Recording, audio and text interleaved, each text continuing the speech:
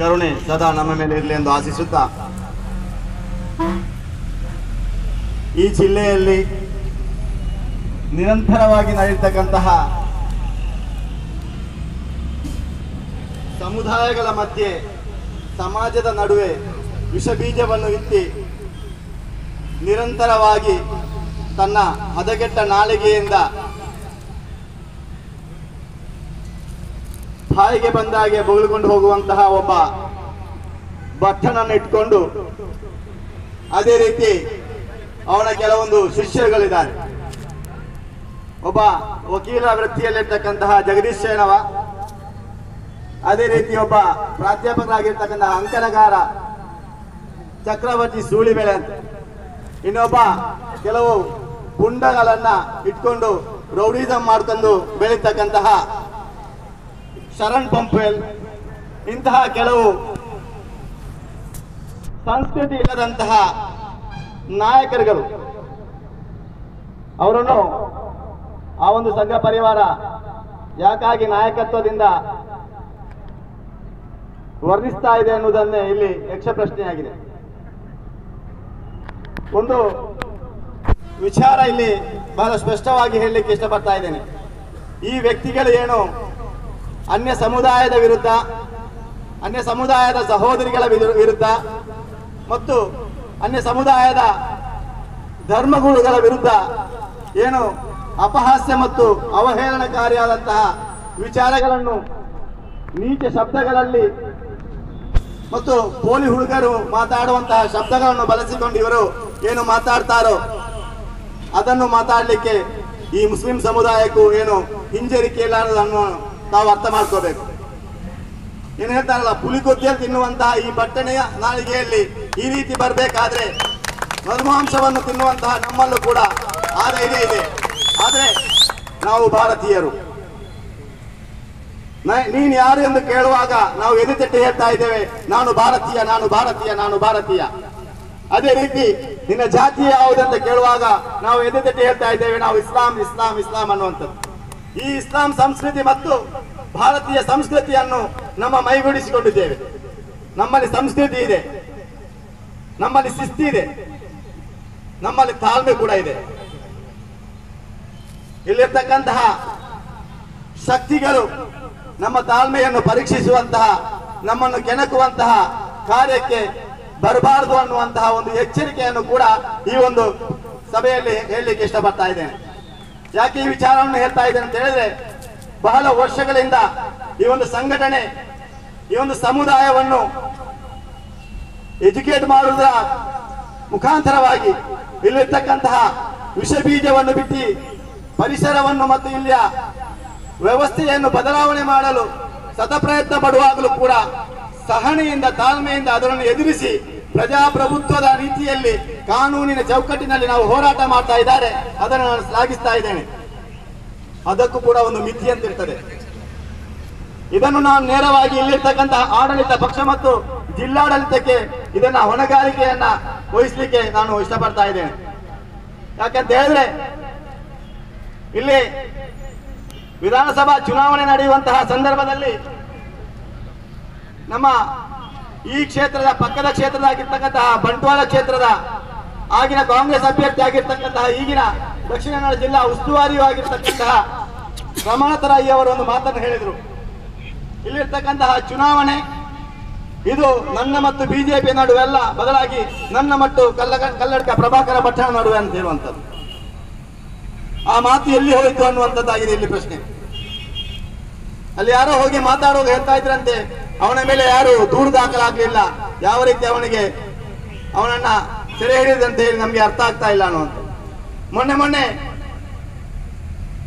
ಗುರುಪುರದಲ್ಲಿ ನಡೆದಂತಹ ಆ ಒಂದು ಸಮೂಹ ಸಂಗಮದಲ್ಲಿ ನಡೆದಂತಹ ಏನು ಆ ಒಂದು ಘಟನೆ ಇದೆ, ಅಲ್ಲಿ ಹೇಳಿದಂತಹ ಕೆಲವೊಂದು ವಿಚಾರಗಳೇನಿದೆ ಅದನ್ನೆತ್ತಿಕೊಂಡು ಆ ಒಂದು ಜಾತಿ ನಿಂದನೆ ಮತ್ತು ಜಾತಿಯ ಧಾರ್ಮಿಕ ಭಾವನೆಗಳಿಗೆ ಧಕ್ಕೆ ಮಾಡಿದಂತಹ ವಿಚಾರವನ್ನಿಟ್ಟುಕೊಂಡು ನಮ್ಮ ಕಾರ್ಯಕರ್ತರು ಏನೋ ದೂರು ಕೊಟ್ಟಿದ್ದಾರೆ. ಅದು FIR ಕೂಡ ಆಗಿದೆ, ಸಾಕ್ಷಿ ಆಧಾರಗಳ ಮುಖಾಂತರ ಅದು ಕೋರ್ಟಿಗೆ ಕೂಡ ಹೋಗಿದೆ.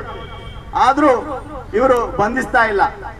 ಬದಲಾಗಿ ಇವರು ಅಲ್ಪಸಂಖ್ಯಾತರನ್ನು ಇಟ್ಟುಕೊಂಡು ನಾಟಕವಾಡ್ತಾ ಇದ್ದಾರೆ. ಯಾವ ರೀತಿಯ ನಾಟಕ ಅಂತ ಹೇಳಿದ್ರೆ ಸಾಂದರ್ಭಿಕವಾಗಿ ಹೇಳುವಂಥದ್ದು ನನ್ನ ಕರ್ತವ್ಯವಾಗಿರ್ತದೆ. ಇಲ್ಲಿ ಒಂದು ಸಮುದಾಯದ ಒಕ್ಕೂಟದ ಹೆಸರಿನಲ್ಲಿ, ಪ್ರತಿಭಟನೆಯ ಹೆಸರಿನಲ್ಲಿ ಜನ ಸೇರಿಸಿಕೊಂಡು ರಾಷ್ಟ್ರೀಯ ಮತ್ತು ರಾಜ್ಯ ನಾಯಕರುಗಳನ್ನು ಒಳಗೊಂಡಂತಹ ಈ ಒಂದು ಪಕ್ಷದ ನಾಯಕರುಗಳು ತಮ್ಮ ಪಕ್ಷದ ಪ್ರಚಾರ ಸಭೆಯಾಗಿ ಅದನ್ನ ಬಿಂಬಿಸ್ತಾರೆ. ಮಾತ್ರವಲ್ಲ, ಆ ಪ್ರಚಾರ ಸಭೆಯಲ್ಲಿ ಅವರು ಪಕ್ಷದ ಪ್ರಚಾರವನ್ನು ಮಾಡೋದರೊಂದಿಗೆ ಅವರು ಕಲ್ಲಡ್ಕ ಪ್ರಭಾಕರ ಭಟ್ರಿಗೆ ಸವಾಲನ್ನು ಹಾಕ್ತಾರೆ. ಯಾವ ರೀತಿ ಅಂತ ಹೇಳಿದ್ರೆ, ನಿಮ್ಗೆ ಧೈರ್ಯ ಇದ್ರೆ, ತಾಕತ್ತಿದ್ರೆ ಇನ್ನೊಂದ್ಸಲ ಪ್ರಚೋದನಕಾರಿ ಭಾಷಣ ಮಾಡಿ ಅನ್ನುವಂಥದ್ದು. ನಾವು ಅಷ್ಟು ಮೂರ್ಖರಲ್ಲ ಬಂಧುಗಳೇ. ನಿಮಗೆ ತಾಕತ್ತಿದ್ರೆ, ನೀವು ಆಡಳಿತ ಪಕ್ಷದ ನಾಯಕರುಗಳು, ನಿಮ್ಗೆ ತಾಕತ್ತಿದ್ರೆ ಆ ಎಫ್ಐಆರ್ ಅನ್ನು ದಾಖಲಿಸಿದಂತಹ ಉಸ್ಮಾನ್ ರವರ ಕೇಸ್ ಏನಿದೆ ಅದರ ಆಧಾರದಲ್ಲಿ ಕಲ್ಲಡ್ಕ ಪ್ರಭಾಕರ ಭಟ್ರನ್ನು ಬಂಧಿಸಿ ಅವನನ್ನು ಜೈಲಿಗೆಟ್ಟಿಸಿ, ಅದು ಬಿಟ್ಟು ಮೊದಲೊಮ್ಮೆ ಅವರನ್ನು ಪ್ರಚೋದನಕಾರಿ ಭಾಷಣ ಮಾಡಿಸಿಕೊಂಡು ನಮ್ಮ ಸಮುದಾಯವನ್ನು ಇನ್ನಷ್ಟು ಹೀನಾಯಗೊಳಿಸಬೇಡಿ. ನಮ್ಮ ಸಮುದಾಯ ಜೊತೆ ನೀವು ಆಟ ಆಡಬೇಡಿ. ಇದರ ಫಲಿತಾಂಶವನ್ನು ನೀವು ಬೇಗನೆ ಪಡೆಯಲಿದ್ದೀರಿ ಅನ್ನುವಂತಹ ಒಂದು ಎಚ್ಚರಿಕೆಯ ಒಂದು ವಿಚಾರವನ್ನು ಕೂಡ ನಿಮ್ಮ ಮುಂದೆ ಇಡಲಿಕ್ಕೆ ಇಷ್ಟಪಡ್ತಾ ಇದ್ದೇನೆ. ಬಂಧುಗಳೇ, ಈ ನಡೆಯುವಂತಹ ಏನೆಲ್ಲ ಪ್ರಕ್ರಿಯೆ ಇದೆ, ನಾವು ಬಹಳ ಸೂಕ್ಷ್ಮವನ್ನು ಪಾಲಿಸಬೇಕಾಗಿದೆ. ಈಗಾಗಲೇ ಅಶ್ರಫ್ ರವರು ಬಹಳಷ್ಟು ವಿಚಾರಗಳನ್ನು ಇಲ್ಲಿ ಹೇಳಿದರು. ಈ ಜಿಲ್ಲೆಯಲ್ಲಿ, ಅವಿಭಜಿತ ಜಿಲ್ಲೆಗಳಲ್ಲಿ ಬಹಳಷ್ಟು ಅತ್ಯಾಚಾರಗಳು, ಕೊಲೆಗಳು ನಡೀತಾನೆ ಇದೆ.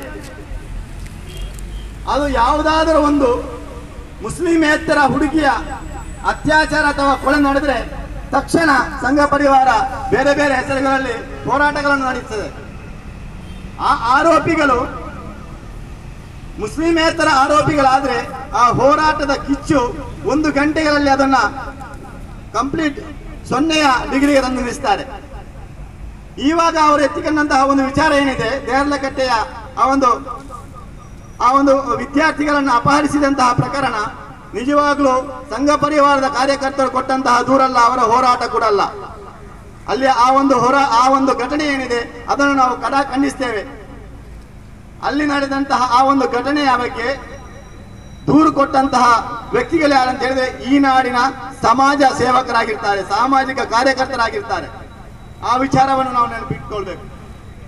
ಸಾಮಾಜಿಕ ನೆಲಪಾಡಿನಲ್ಲಿ ದುಡಿಯುವಂತಹ ಸಾಮಾಜಿಕ ಕಾರ್ಯಕರ್ತರಾಗಿರ್ತಕ್ಕಂತಹ ವ್ಯಕ್ತಿಗಳು ಕೊಟ್ಟಂತಹ ದೂರನ್ನು ಇವರಿಗೆ ಬೇರೆ ಯಾವುದೇ ಅಜೆಂಡಗಳಿಲ್ಲದೆ, ಇವರಿಗೆ ಬೇರೆ ಯಾವುದೇ ವಿಚಾರಗಳಿಲ್ಲದೆ ಒಂದು ಸಮುದಾಯವನ್ನು ಇಲ್ಲಿ ಟಾರ್ಗೆಟ್ ಮಾಡಿಕೊಂಡು ಮುಂಬರುವ ಲೋಕಸಭೆಯ ದೂರದೃಷ್ಟಿಯನ್ನು ಇಟ್ಟುಕೊಂಡು ಈ ಜಿಲ್ಲೆಯಲ್ಲಿ ಏನಾದರೂ ಒಂದು ಅನಾಹುತವನ್ನು ಸಂಭವಿಸುವಂತಹ ವ್ಯವಸ್ಥೆಗೆ ನಾವು ರೆಡಿ ಆಗಬೇಕು ಅನ್ನುವಂತಹ ನಿಟ್ಟಿನಲ್ಲಿ ಈ ಎಲ್ಲ ಕಾರ್ಯಕ್ರಮವನ್ನು ಇವರು ಮಾಡ್ತಾ ಇದ್ದಾರೆ.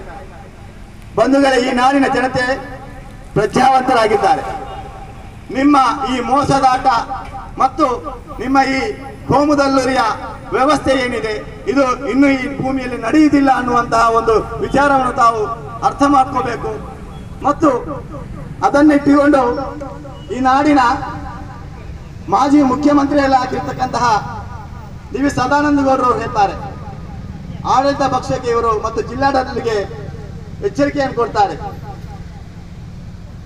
ಒಂದು ವೇಳೆ ಕಲ್ಲಡ್ಕ ಪ್ರಭಾಕರ್ ಭಟ್ರ ಅವರನ್ನು ಬಂಧಿಸಿದ್ರೆ ಈ ನಾಡಿನಲ್ಲಿ ಆಗುವಂತಹ ಅನಾಹುತಗಳಿಗೆ ನೀವೇ ಜವಾಬ್ದಾರರು ಅನ್ನುವಂಥ.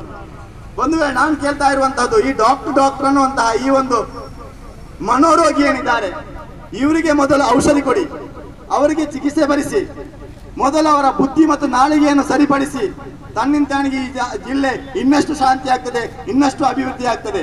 ಅದು ಬಿಟ್ಟು ಅವರು ಹೇಳುವಂತಹ ಏನೆಲ್ಲ ಅವಾಚ್ಯ ಶಬ್ದಗಳಿವೆ, ಇನ್ನೊಂದು ಜಾತಿಯನ್ನು ಇನ್ನೊಂದು ಧರ್ಮವನ್ನು ಏನೆಲ್ಲ ನಿಂದಿಸ್ತಾ ಇದ್ದಾರೆ, ಇದಕ್ಕೆ ಬೆನ್ನು ಕೊಡದೆ ತಾವೊಂದು ರಾಜಕೀಯವಾಗಿ ನೀವು ರಾಜಕೀಯ ನಡೆಸಿ ಈ ರಾಜ್ಯದ ಮತ್ತು ಈ ಜಿಲ್ಲೆಯ ಅಭಿವೃದ್ಧಿಗಾಗಿ ನೀವು ಶ್ರಮಿಸಿ.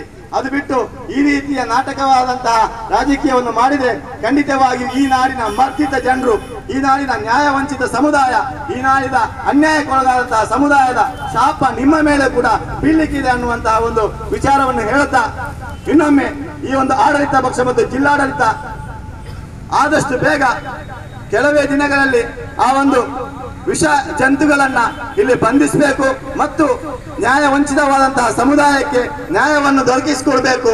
ಒಂದು ವೇಳೆ ದೊರಕಿಸಿಕೊಡದೇ ಇದ್ದಲ್ಲಿ ಪಾಪ್ಯುಲರ್ ಫ್ರಂಟ್ ಜೊತೆ ಈ ಒಂದು ಜಿಲ್ಲಾದ್ಯಂತ ಏನೆಲ್ಲ ಹೋರಾಟ ಮಾಡ್ತಾ ಇದೆ ಅದರ ಜೊತೆ ಈ ಒಂದು SDPI ಕೂಡ ಇದರ ಜೊತೆ ಕೈ ಜೋಡಿಸಲಿಕ್ಕಿದೆ ಮತ್ತು ಬೃಹತ್ ಮಟ್ಟದ ಹೋರಾಟಗಳನ್ನು ಕೂಡ ನಾವು ಮಾಡಲಿಕ್ಕಿದ್ದೇವೆ ಅನ್ನುವಂತಹ ಒಂದು ವಿಚಾರವನ್ನು ಹೇಳುತ್ತಾ ಅವಕಾಶಕ್ಕಾಗಿ ವಂದಿಸುತ್ತಾ ನನ್ನ ಎರಡು ಮಾತಿಗೆ